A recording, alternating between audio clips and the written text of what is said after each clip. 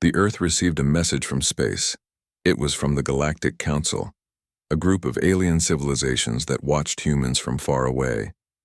They thought humans were too violent and dangerous. Ambassador Hyunki stood tall before the enormous Galactic Council chamber. Her human body looked small compared to the strange alien beings who sat high above her on floating platforms. The aliens came in many shapes, some with tentacles, others with crystalline bodies that sparkled under the blue lights. "Humans," boomed the council leader, a tall being with skin that shifted colors like an octopus. "Your kind is too unpredictable. Your wars, your greed, your constantly changing alliances, we cannot risk having you join our galactic community." Hyunki tried to speak, but the council leader raised 6 tentacles to silence her. "We have made our decision. Earth will be quarantined. You have 30 days to destroy all your spaceships and prepare for regular inspections. Any attempt to leave, your solar system will be met with immediate force." The chamber erupted with sounds of agreement from the council members. Hyunki could only watch helplessly as the alien civilizations decided Earth's fate, without considering their 10 years of peaceful contact and trade. Just as Hyunki prepared to make one final plea, a side screen lit up on the chamber wall. It showed Earth's outpost on Europa, one of Jupiter's moons. Without warning, beams of light shot down from space. The entire base exploded in a bright flash. Thousands of human colonists died instantly. "A demonstration of our resolve," the council leader said coldly. "Do not test us further." Hyunki felt her legs go weak. Her assistant, Junho, caught her arm to steady her. Their eyes met, both understanding the terrible situation Earth now faced. As they were escorted from the chamber, Junho whispered, "They've made a mistake. They don't know about Project Lazarus." Back on their ship, Hyunki sent an urgent message to Earth using special codes that the Council couldn't break. "The Council has attacked Europa. All colonists lost. They demand our surrender within 30 days. Request immediate activation of Protocol Omega." As their ship traveled home, Hyunki and Junho discussed what would happen next. The Council thought humans were just another young species with basic technology. They had no idea about the ancient fleet hidden throughout Earth's solar system. "Will Admiral Sunho really use the ships?" Junho asked. "After all these years of keeping them secret?" Hyunki looked out the window at the stars passing by. "They've given us no choice. They killed our people to make a point." When they reached Earth, 2 days later, the planet was already preparing. Secret military bases around the world had opened. Soldiers who had trained for years in simulators were now boarding real spaceships disguised as asteroids and old satellites. At the emergency meeting with world leaders, Admiral Sunho explained their plan of attack. The ancient ships used technology that even the Galactic Council had forgotten. With these ships, Earth could strike back and show the Council they had made a terrible mistake. President Jiwon looked around the table at the other leaders. "Is everyone in agreement?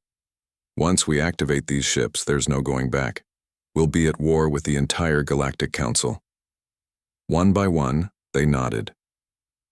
The decision was made. That night, as Hyunki looked up at the stars from her home in Seoul, she felt a mix of fear and pride. Tomorrow, Earth would reveal its greatest secret, a fleet of powerful ships that had been hidden for generations. The Council thought they were dealing with a weak, isolated planet. They were about to learn how wrong they were. From his command, center beneath the Pacific Ocean, Admiral Sunho gave the final order: begin Operation Phoenix. Throughout the solar system, what looked like ordinary asteroids began to change shape, unfolding into magnificent warships unlike anything seen before. Their crews, who had trained in secret for this moment, took their positions. The Galactic Council had made a fatal move. Earth was ready to respond.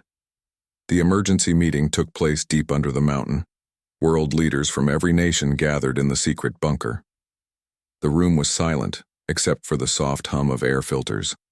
Everyone waited for Admiral Minho to speak. Admiral Minho was a tall man with serious eyes and gray hair. He had kept secrets for 40 years. Today he would reveal the biggest one. In 1962, a team of scientists found something strange in Antarctica. Admiral Minho began, touching a control panel. The large screen showed black and white photos of an ice cave. Inside was something smooth and metallic, clearly not made by human hands. The Americans found this ship buried under 2 miles of ice. At the same time, Chinese researchers found similar technology in the Gobi Desert. He showed more images. Strange metal that seemed to glow from within. President Gina leaned forward. "Are you saying we've had alien technology for over 60 years? Yes, Madam President, both discoveries were kept secret. Later, the major powers agreed to work together on what we called Project Lazarus. The room filled with whispers. Many of the younger leaders had never heard this name before. Admiral Minho continued, "For generations we've studied this technology. We learned how to copy it. We built ships, powerful ships, and hid them throughout our solar system." He showed new images. What looked like normal asteroids suddenly transformed, parts shifting to reveal weapons and engines. 50 large warships, and 200 smaller vessels, all using technology far beyond what the Galactic Council thinks we have. "Where are the crews for these ships?" asked the European Union president. Minho nodded to a woman sitting quietly in the corner. "General Suman can explain." General Suman stood up. Unlike the admiral, she was young, only 40, with short black hair and confident eyes. "We've been training crews in secret for decades," she said. "Special soldiers from every nation, selected for intelligence and adaptability. They train in virtual reality that perfectly matches the real ships. They're ready." Ambassador Hyunki, who had faced the Council's threats firsthand, spoke next. "Why didn't we use these ships for peaceful contact with the Council 10 years ago? The ships use energy that creates a special signal," Admiral Minho explained. "If we had activated them earlier, the Council would have detected us and attacked immediately. They fear this technology." "Why?" asked a minister from Africa. "Because it's older than their civilization," Minho said simply. "The technology in these ships comes from a race that existed before the current Council species evolved. The Council fears anything they don't control." President Gina stood up and walked to the window overlooking the command center below. Hundreds of people worked at computers preparing for war. "So we have a fleet of advanced ships that even the Council might fear," she said, "and trained crews ready to use them." She turned to face the room. "What exactly are you proposing, Admiral?" Admiral Minho's face was grim. "Operation Phoenix, we activate the fleet and strike back against the Council. We show them that Earth will not be bullied or contained." "It's war then," said the Russian president quietly. "They already started the war when they killed our people on Europa," General Suman replied. The room fell silent again as the leaders considered the weight of this decision. Finally, President Gina nodded. "Very well. How soon can the fleet be ready?" 2 weeks, said Admiral Minho. "We need to transport the crews to their ships secretly." "And the Council?" "They think we're preparing to surrender. They've reduced their patrols around our system." Ambassador Hyunki smiled for the first time since returning from the Council. "That will be their second mistake." As the meeting ended, Admiral Minho and General Suman walked together down a long corridor. "Do you think we can win?" she asked quietly. The old admiral looked at her. "I don't know. But I do know we won't surrender without showing them exactly what humans are capable of." 2 weeks had passed since the emergency meeting. Time was running out. The Galactic Council expected Earth to surrender in just 15 more days. But Earth had other plans. Captain Jiwoo stood on the small shuttle as it left Earth's atmosphere. Through the window she could see the stars growing brighter against the black background of space. Beside her, 20 other soldiers waited quietly, each lost in their own thoughts. "Nervous?" asked Lieutenant Minji, her second-in-command. "A little," admitted Jiwoo. "I've trained in the simulator for 10 years, but this will be my first time on a real ancient ship." The shuttle pilot's voice came over the speaker. "We're approaching the target. ETA 3 minutes." Jiwoo moved to the front of the shuttle to see better. At first, she couldn't see anything special. Just a medium-sized asteroid floating among thousands of others in the belt between Mars and Jupiter. But as they got closer, she noticed how perfectly it moved. how its spin seemed controlled. Beginning. Docking sequence, said the pilot. Stand by. The asteroid suddenly changed. A section of its rocky surface slid open, revealing a metal docking bay inside. The shuttle carefully entered the hidden space and landed softly. Welcome to the Thunderbolt, said the pilot. Ji-Woo and her crew stepped out into the ship. The air smelled clean but strange.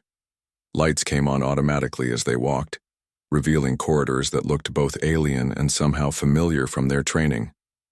It's exactly like the simulators, whispered Minji in amazement.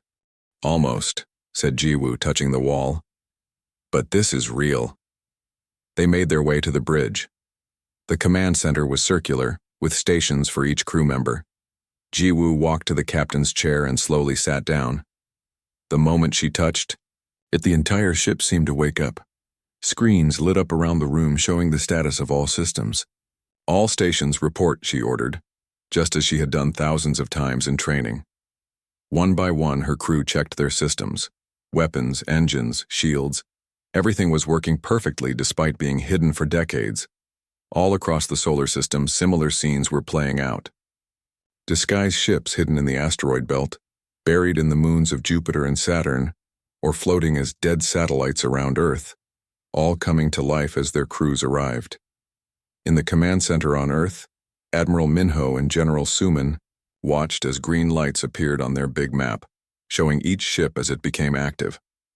43 capital ships online, reported an officer. 178 support vessels ready. Admiral Minho nodded. And the Council? Still, reduced patrols. They believe we're preparing to surrender. Perfect. The Admiral turned to General Suman. Send the activation code for Phase 2. On the Thunderbolt, Captain Ji-Woo received the order. All hands, prepare for dimensional fold jump. This was the technology that made the ancient ships so special. Normal ships had to travel through regular space, making them easy to track and intercept. But these ships could fold space itself, jumping instantly to another location. Coordinates locked in, reported the navigation officer. Ready to jump on your command. Ji-Woo took a deep breath. Engage fold drive. For a moment, nothing seemed to happen. Then the view screens showed space itself bending around them. The stars stretched into long lines of light. Ji-Woo felt a strange sensation, as if her body was both here and somewhere else at the same time. Then it was over. The stars returned to normal points of light. But now they showed a different part of space. Jump successful, said the navigation officer. We're at the target coordinates. Ji-Woo looked at the main screen. In front of them was a massive space station, one of the Council's main military bases. And they weren't alone. All around them, other ships from Earth's fleet were appearing, emerging from their jumps at exactly the same time. The Council had no warning. By the time their alarms started sounding, 50 Earth ships were already in position, weapons ready. Open communication channel, ordered Ji-Woo. Let's show the Council exactly who they're dealing with. The massive Council space station loomed ahead, its defenses still powering up. The Earth fleet had achieved complete surprise. No one in the Galactic Council had imagined humans possessed such advanced technology. All weapon systems ready, reported Tactical Officer Young Jae from his station on the bridge of the Thunderbolt. Captain Ji-Woo nodded. Target their communication arrays and defense systems only. We want to disable, not destroy, across the Earth. Fleet. Similar orders went out. This wasn't about revenge. It was about showing strength. The first shots fired were precise and devastating. Beams of blue-white energy lanced out from the Earth ships, cutting through the station's outer defenses like they weren't even there. Council ships launching, warned Lieutenant Minji, pointing to the screen where dozens of alien vessels were emerging from hangars. Engage temporal shields, ordered Ji-Woo. This was the ancient technology that made their ships truly special. Normal shields blocked attacks with energy or matter. Temporal shields partially shifted the ship out of normal time. Enemy weapons passed through where the ship appeared to be but hit nothing but empty space. On the Council ships, alien commanders watched in shock as their most powerful weapons, simply passed through the human vessels without effect. "How is this possible?" demanded Council Commander Thrix, his purple skin darkening with rage. "These primitives shouldn't have this technology." The station's main commander, an elder alien named Zix, watched the battle with growing horror. "That's precursor technology. The Lost Fleet, the humans found it." More Council ships arrived, surrounding the Earth fleet. But Admiral Minho had prepared for this. The human ships moved in unexpected patterns, breaking all the standard rules of space combat. They seemed to know exactly what the Council forces would do before they did it. From the flagship Freedom, Admiral Minho directed the battle. Group 3, execute pattern Delta. Group 5, full jump to position 2. Earth ships disappeared and reappeared behind Council vessels, firing with perfect accuracy. The Council had never faced an enemy who could predict their movements so well. Ambassador Hyunki stood beside Admiral Minho on the bridge of the Freedom. "It's time," she said quietly. Admiral Minho nodded. "Open a channel to all Council frequencies." Hyunki stepped forward as the communication officer signaled she was broadcasting. "This is Ambassador Hyunki of Earth. You attacked our Europa colony without provocation. You threatened our world with subjugation. Today we demonstrate that humanity will not be bullied or contained." She paused, watching as more Council ships arrived only to be quickly disabled by the Earth fleet. "We do not want war. We offer peace on these terms. First, Earth sovereignty will be respected. Second, those responsible for the Europa attack will face justice. Third, all restrictions against human technology will end." On many Council worlds, younger species who had opposed the quarantine decision watched the transmission with interest. The humans were winning but offering peace instead of destruction. This was not the behavior of the violent savages the Council leaders had described. On his flagship, High Counselor Taehyun received the human message with cold anger. "Prepare the Dreadnought fleet," he ordered. "We will crush these humans once and for all." The Dreadnoughts were the Council's most powerful warships, each one larger than a small moon. They carried planet-killer weapons that could reduce Earth to ash. "But High Counselor," protested his aide, "the humans have precursor technology. Our weapons cannot—" "Silence!" roared Taehyun. "I will not be defeated by primitives who just learned to leave their planet. Ready the fleet. We attack Earth directly." As the massive dreadnoughts prepared to jump to Earth, Admiral Minho received the intelligence report. He looked at General Suman and nodded. "It's time for the final phase." "Are you sure?" she asked. "Once we reveal the Lazarus?" "We have no choice," said Admiral Minho. "Activate the Lazarus Protocol, now." The Council's massive dreadnought fleet approached Earth with deadly intent. 10 enormous warships, each the size of a small moon, moved through space in tight formation. They carried weapons powerful enough to destroy planets. High Counselor Taehyun stood on the command bridge of the lead ship, his face showing no emotion, as he prepared to end the human threat forever. "We will reach Earth in 30 minutes, reported his navigation officer. "No sign of human resistance yet." "They must have retreated to their homeworld," said Taehyun with satisfaction. "Prepare the planet-killer weapons. We will make an example of these primitives." But on Earth, Admiral Minho was activating humanity's final defense. In a secret command center built inside a mountain, he typed a special code into his terminal. "Lazarus Protocol activated," he announced. "Send the signal." In space, the Earth fleet received the command and quickly moved away from the approaching dreadnoughts. They knew what was coming. On the moon, something extraordinary began to happen. The surface on the far side, always hidden from Earth, started to crack. Huge pieces of lunar rock broke apart and drifted into space, revealing something massive hidden inside. It was a ship unlike any other, larger than even the Council dreadnoughts. Its shape was both beautiful and terrifying, with smooth lines that seemed to bend light around it. This was the Lazarus, humanity's greatest secret, hidden inside the moon itself for generations. Inside the Lazarus, Captain Jaiho took his place in the command chair. Unlike the other ships, the Lazarus had only one crew member. The ship was designed to be operated by a single human mind, connected directly to its systems. Lazarus is fully operational, reported Jiho through the communication link. Ready to engage primary system. Admiral Minho nodded. Proceed, Captain. The Lazarus moved away from the moon, its engines glowing with strange blue-white light. As it approached the Council dreadnought fleet, it began to emit a field of energy that spread outward like ripples in water. On the lead, dreadnought, alarms suddenly blared. Something's happening, shouted an officer. Our weapons are powering. Down. Engines failing. High Counselor Taehyun stared in shock at the massive human ship approaching them. Impossible, he whispered. That's a precursor control vessel.